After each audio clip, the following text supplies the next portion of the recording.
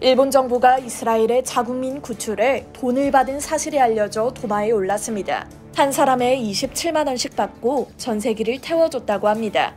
한국이 자국민을 위한 군 수송기에 일본 국민도 탑승시킨 사실이 국제적 찬사를 받는 가운데 이런 일본 정부의 이해할 수 없는 조치에 일본인도 분통을 터뜨리고 있는데요.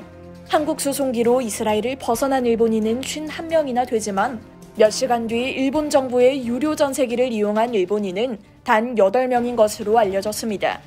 우리 정부는 이스라엘에 체류 중인 국민을 귀국시키기 위해 지난 13일 군수송기 시그너스를 현지로 보냈습니다. 수송기는 우리 국민 163명을 태우고 14일 밤 서울공항에 도착했습니다. 우리 정부는 인도적 차원에서 일본 국민 51명, 싱가포르 국민 6명도 함께 탑승시켜 이스라엘 탈출을 도왔는데요. 이런 한국의 도움에 일본에서 감사 인사가 쏟아지는 중에 일본 정부의 유료 전세기가 논란이 됐습니다. 미국 외교 전문지 디플로매트의 도쿄 특파원인 다카하시 고스케는 인도적 차원에서 일본과 싱가포르 국민을 탑승시켜준 한국 정부에 감사하다고 밝혔는데요.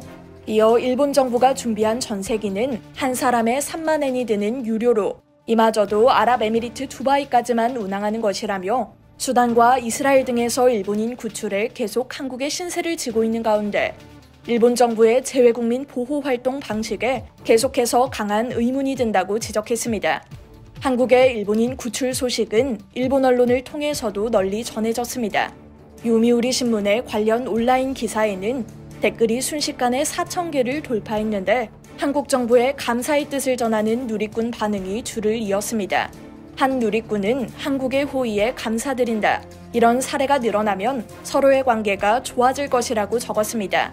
일본인 51명을 배려해 주신 한국군과 정부 관계자분들께 감사하다. 생명이 위험한 상황이었던 만큼 인도주의적 관점에서 한국의 대응이 훌륭했다고 생각한다.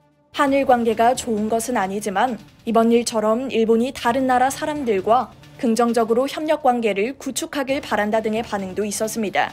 일본 정부의 늦은 대응을 지적하는 일본인의 목소리도 많았습니다.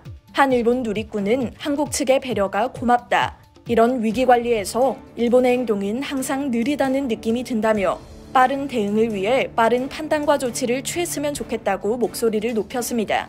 한편 이스라엘에선 지난 7일 시작된 팔레스타인 무장정파 하마스와의 무력 충돌이 일주일 넘게 지속되고 있는데요. 양측에서 사망자만 3,500명이 넘는 등 인명피해가 심각한 상황입니다. 이상 여의도TV였습니다.